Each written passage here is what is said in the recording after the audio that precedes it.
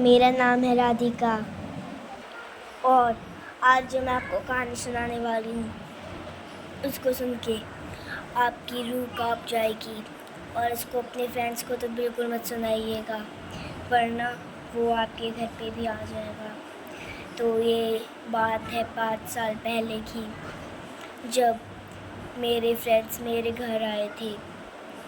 प्रिया ने मुझे एक स्टोरी सुनाई कि एक बार एक लकड़हारा और उसका बेटा एक गांव में रहता था।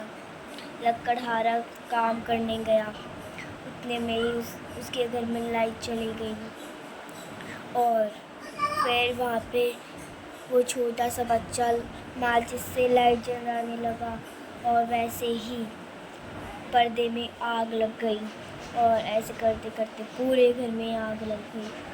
और वो चिल्लाने लगा गेट के पास खड़े होके, पापा पापा मुझे बचाओ, पापा मैं जल जाऊंगा इसके अंदर, पापा मुझे बचाओ पापा। उतने में उसके पापा भी आ गए। उसके पापा आग को देख के डर गए। उन्होंने सोचा मैं कहाँ से निकलूँ, कहाँ से अपने बेटे को बचाऊँ। वो अंदर जाने के रास्ते ढूंढने लगे। उतने में ही एक बड़ा सा पत्थर उनके सर पे जाके गिरा और उनकी भी वहीं पे मौत हो गई। तभी नितिका ने बोला कि ये सब कुछ नहीं होता, भूत वूत कुछ नहीं होता, चाहे तो मैं तुम्हें करके दिखा दूँ। और वो गई, वो चिल्लाने लगी, पापा पापा मुझे बचाओ, पापा मुझे मैं जल रहा हूँ, पापा मुझे बचाओ। उतने में ही गेट खुला, तेज़ हवा आई और लाइट भी चली गई।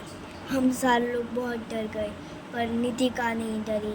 उसने बोला तुम डरपोक हो, तुम एक नंबर के डरपोक हो। और उतने में ही वो जैसे ही पीछे मुड़ी, वैसे ही उसको किसी ने खींच लिया।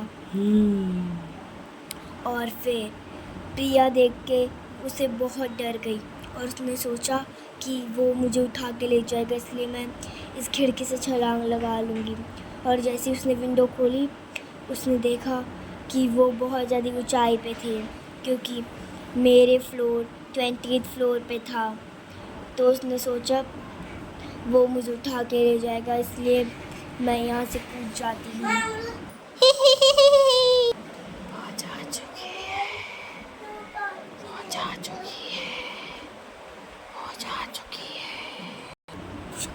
और फिर उसने छलांग लगा ली।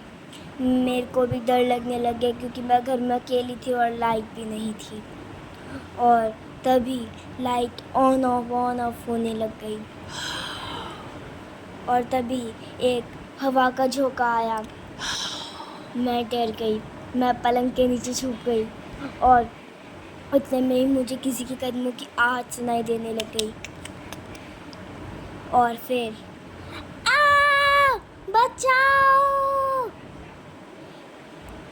पर मुझे लगा कि मेरे सामने कोई है, पर वहाँ तो मेरे मम्मी पापा थे। मैं बहुत डरी हुई थी, मेरी सांस फूल रही थी।